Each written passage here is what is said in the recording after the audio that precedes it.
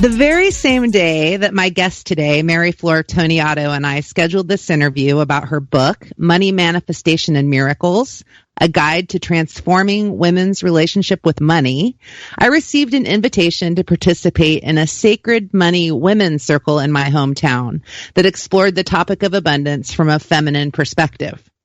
I always try to pay attention to synchronicity when it shows up like that, so I attended the women's circle, and I'm so glad that I did because of the way it held space for me to begin exploring my own story surrounding money in a meaningful way. As I sat in that circle and listened to woman after woman openly and honestly share about their money stories, victories, and challenges, I got really present to just how deep and important the conversation about our relationship to money, which is what Mary Flor and I will be discussing today, really is.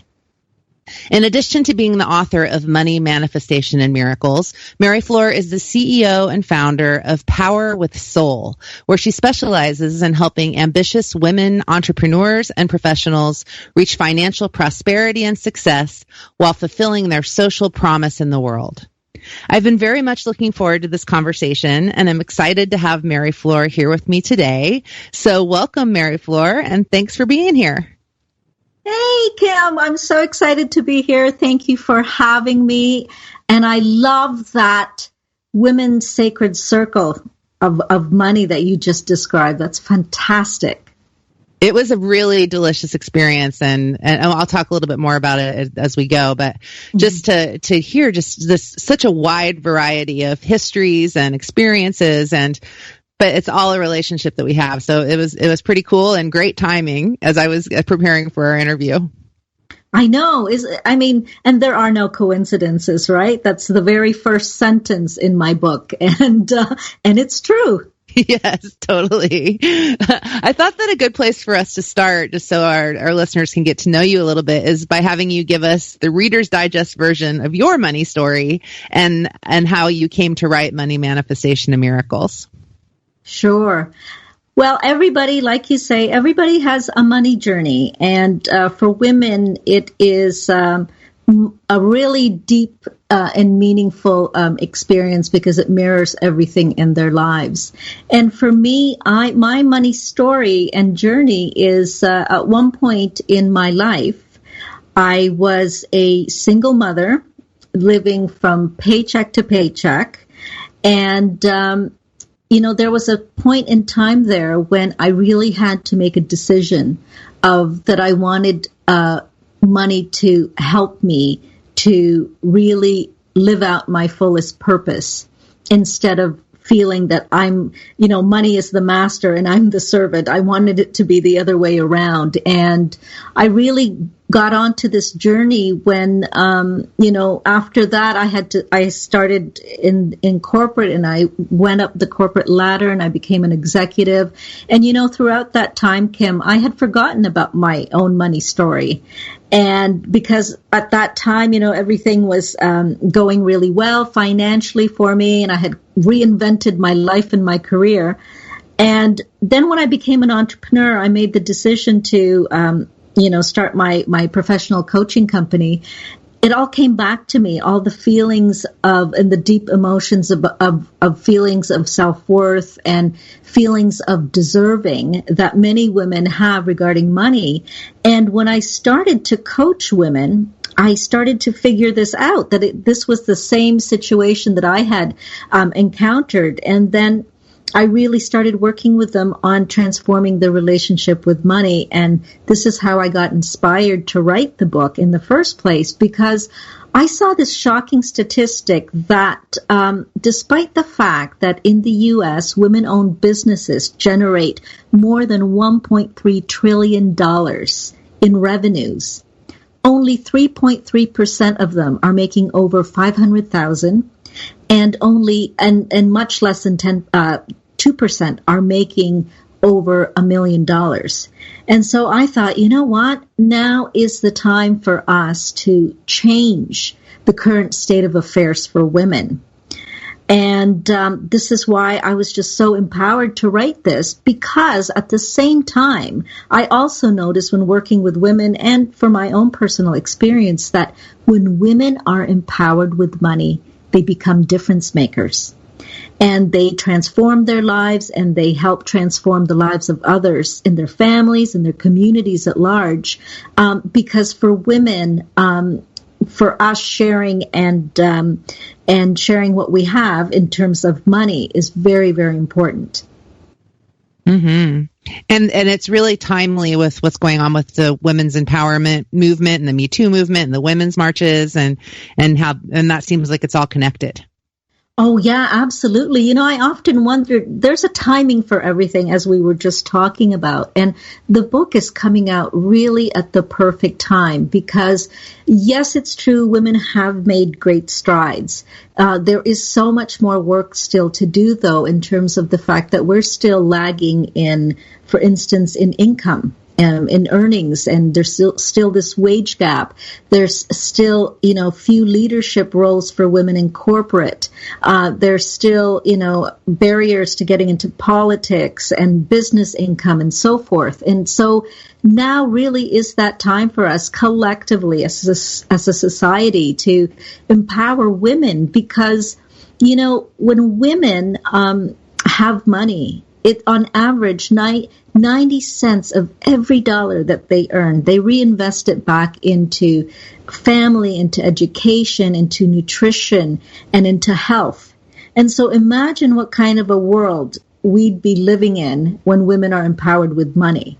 And so it could just really better our world. Definitely.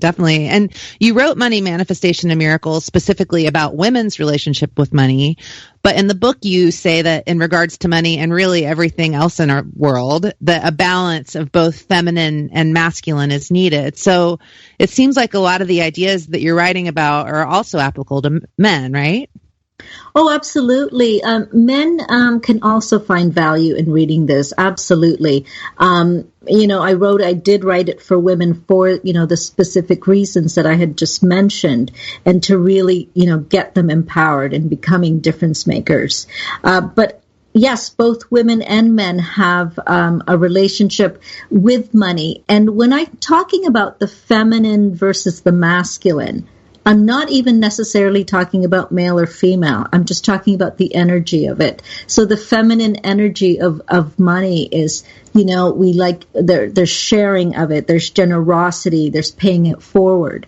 And at the same time, sometimes for women that can get too much on the other side and not enough in terms of, really having a clear sense of boundaries. And so this is where one can take the masculine energy and really, put money in the context as a tool and move forward with it in a straightforward way. So there's, needs to be a balance of everything. In everything. In everything, yes. Right. And talk to us a little bit about the feminine connection to money, specifically the feminine. Yes, the feminine. So the feminine connection to money is, I labeled it as such is because I started to really get the sense of the unique relationship that women have with money. And to better understand that, we have to just dive a little into the female brain, actually. Because the female brain, we have more connecting brain cells than men do. And so hence, women can multitask a lot more. And there's greater capacity for communication, for emotion, and for language, and even for memory. And then for women, we take this and how we also view money. So for women, money isn't straightforward as it is for men. We don't see money in isolation. We see money as connected to emotions, to relationships, and to meaning. And so for women, we're likely to take our strong feelings that we have about, family and our relationships and its impact when we're making decisions related to money. And so because for women, really at the highest pinnacle, feminine expression of money is using money to express our love, to take care of ourselves, and to share it with others who aren't as fortunate. So that is the actual natural inclination of the feminine connection to money. Mm-hmm. And you say that money is emotional currency for women, and what is really running the show in our lives are our unconscious feelings and emotions regarding money. Will you unpack that a little bit for us? Yes, sure. So emotional currency for women is just, we just talked about the whole emotions of women connected to everything. And it's the same thing with money. So, I say that money is connected to our sense of self-worth, our self-confidence, and our feelings of safety and security. And so these feelings put together can either help a woman move forward or keep her stuck in her relationship with money, but not just with money, in a reflection of what's happening in other parts of her life, because money is a mirror to that. But really, also what's driving that too are the beliefs and the mindset that may be limiting a woman, because, it's no longer serving her, but it's still a belief that she has. And this book, what it really does is it will address all of those fears that a woman may have around money, or a sense of self-worth, and feelings of her self-confidence. And then what it does the how and the guide of releasing these emotions and these limiting beliefs that are no longer serving her. Right, and when she does that, that's when the magic starts to happen. That's when women can really then feel more empowered with money and, become difference makers, because that's the next evolution of the growth. Right. Well, my personal money story provides a good example of how our unconscious feelings can impact things. Because when I started my skipping project and the skipping movement with iskip.com, and I was getting international publicity and Time and People and Newsweek and the BBC, and I was so emboldened by what felt like a divine intervention in my life that I said, I'm going to leap and the net will follow. Like, I'm going to put that to the test. And I quit my corporate job to follow my heart. My entrepreneurial father kept saying, how's the cash register going to ring? And I would just say, it's my spirit. It's my calling, and spirit will show me the way. And ultimately, in the short term, that didn't go very well. In the long term, the net has followed.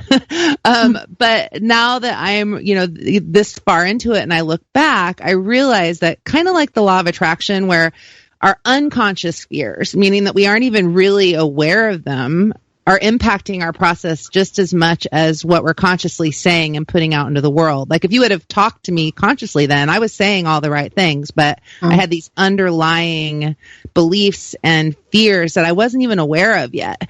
So I would be curious, what would you say about how we can begin to unearth and release those fears and emotional blocks that are preventing money from flowing in our lives, hopefully before we fall off the financial cliff like I did? Well, and thank you for sharing your story, Kim.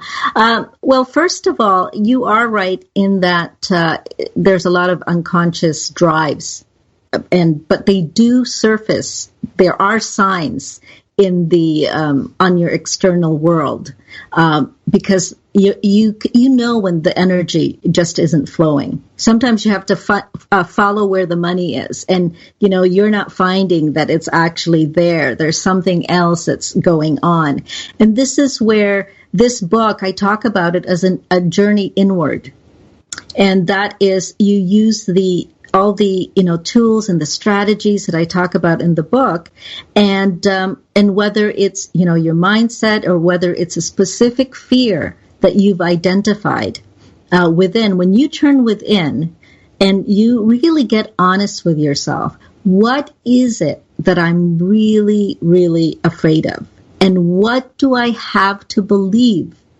for something to be true? Because the funny thing about our mindset is we always look to our external world to validate what we're thinking inside. First of all is, I really can't, I can't get any clients, or, I really can't make any money. As fast as it comes in, it goes out. It's a feast and famine. That's really, what I believe is my money story. Then you will look on the outside to see the validation of that in the external world. And you will find it, because this is a self-professing kind of universe that we have that always says yes to us. And so the key to that is changing the inner mindset first, and then aligning your emotions with that for it to start to show up in the external world. Mm. And one of the practical ideas you offer in the book to help with that process is to keep a money gratitude journal, or just a money journal. So how does that work, and why is it important? I love the money gratitude journal and gratitude journals in general. So, everything whatever we focus on expands and it grows. So if we give attention to negativity, we're going to feel that in some of our experience. And the flip side is, if we give a lot of attention to abundance and gratitude and joy, that will expand in our world too.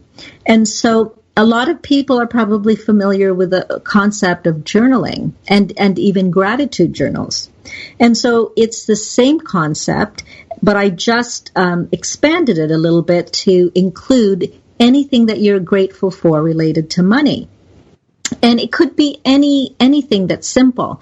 Like, for example, in my case, I went out and I did some shopping, and I get to the cash register and I remembered that I have a gift card.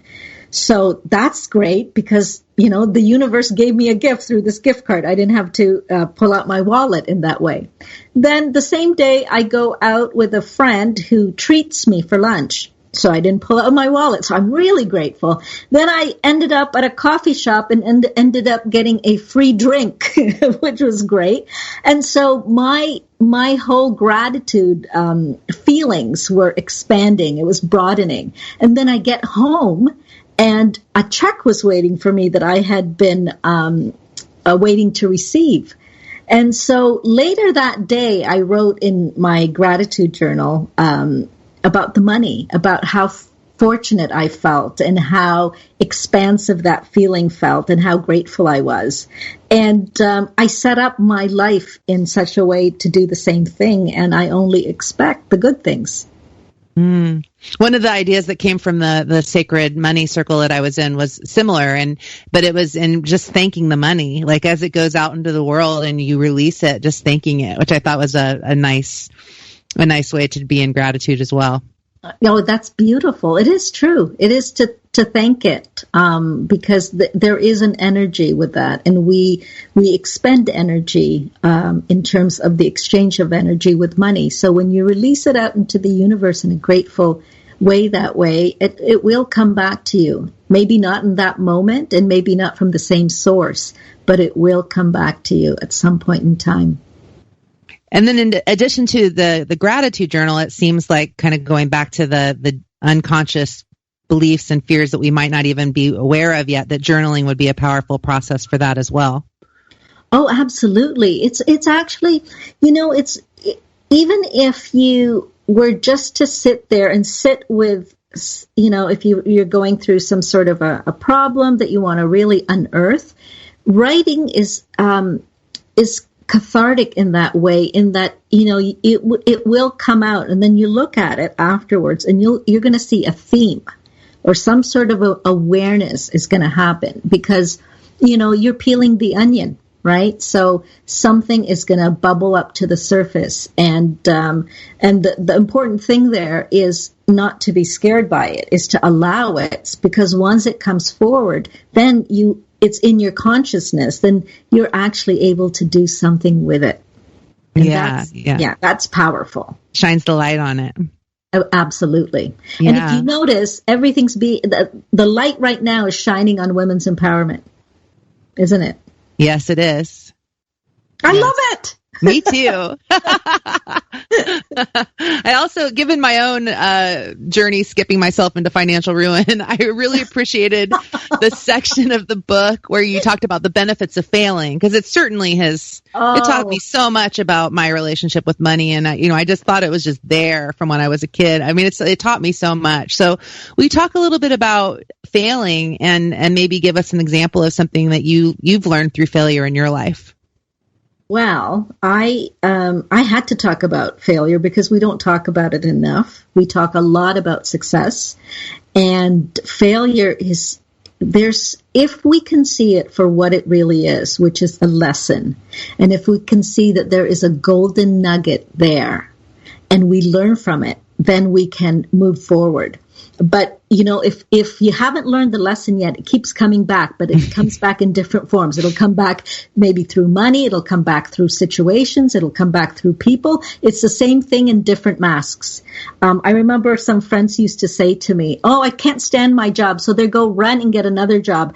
And then the same people of the same kind of dynamics are in that job too, right? So for me, my epic failure for me was having a very short-lived marriage. And that produced a beautiful, beautiful baby girl. But it was like epically short. And, it sunsetted as fast as it started kind of thing. And really for me, that, it brought me down in terms of, the way I saw things. I was embarrassed, and there's the shame aspect of it, which is like a deeper sense of feeling like, I'm not worthy, I'm not good enough. And I think that brought me down to such a point where the only other way that I could go was up. And so I was consciously working, so I'm 23 at this point, still green. I don't know how to cook or do the laundry. It's like a catastrophe, right? But what I did was I really made a decision of exactly how I wanted my life to be. And in the next 2 years, I completely changed everything around. And that's how I ended up meeting my husband, my soulmate. And because I consciously channeled, I used the core manifesting process that I talk about in this book. I completely changed and reinvented my life. Yeah, it's amazing how that happens. Yeah.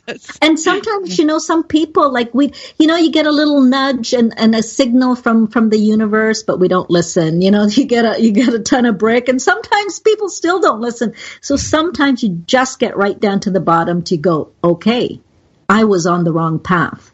Yes. This is going to be the right path. Yeah. Yes. And so it's so important to remember that when we're in the middle of the hard times too. Oh, absolutely. Because nobody, we would love to avoid it all, wouldn't we? We would just like, eek, I don't want any of that, right? But if it's your time to have the lesson and for you to learn the lesson for good so you can move up and you can elevate yourself to the next level where you're supposed to be, then you got to go through it. Yeah. Yeah. Skipping past it doesn't work. Pardon the pun. But you have from it though. Yeah. So now that I've come back from my, this dramatic financial story and I've found my net, and I'm, I find myself wanting to kind of cling to the money that I have versus trusting it to flow in and out of my life. And so I'm curious what you would say about how we can begin to trust ourselves about money and kind of get the inner critic that worries out of the way. Yeah. Well, the thing with trusting the money, and like everything else, you start small and you're building a muscle, aren't you? And you have to really have this deep connection if you have some sort of a spiritual practice that you provide. And sometimes it's just gratitude. It can just be that, you don't have to have anything fancy. And that inner knowing that I can do this, I've got this, this is for my highest good, and I know that it will come back to me. It's almost an affirmation that, one can create, could be anything. As money flows out, more, flows in, because I am doing what I love. Whatever that is what we have to do is we have to get to our subconscious to take it in as at a cellular level, to believe it, for it to start showing up in the external world, because then we will have changed the way we behave towards that particular situation. And so, one foot in front of the other, and just really get to trusting yourself, go inward, and that abundance is your natural state. It really is for all of us, and we spend more time running away from it than we do trying to just ease into it. Yeah, yeah. And just knowing too that it's all part of the process of awareness and growth, I think is key too. Exactly. Yeah. Well, we have about 30 seconds left. So I was just curious if you have any parting thoughts or what you think the most important thing that you want someone to know is about healing their relationship around money. I want them to know that it's okay, that whatever your current or past challenges are with money, they don't dictate who you are or dictate your future. You're the one in charge right now. So use this book, read it, nourishingly put all of the steps together on how to transform your life, not just financially, but emotionally and spiritually as well. Thank you so much, Mary Flor, for leading us in this conversation and for writing your book. Oh, thank you so much. What a pleasure. I am so excited and love being part of the New World Library family. Yay. For more information about Mary Flor Toniato and Money Manifestation and Miracles, visit her online at www.maryflor.co. That's MERIFLOR.co. Thanks so much, and I'll look forward to connecting on future episodes of New World Now.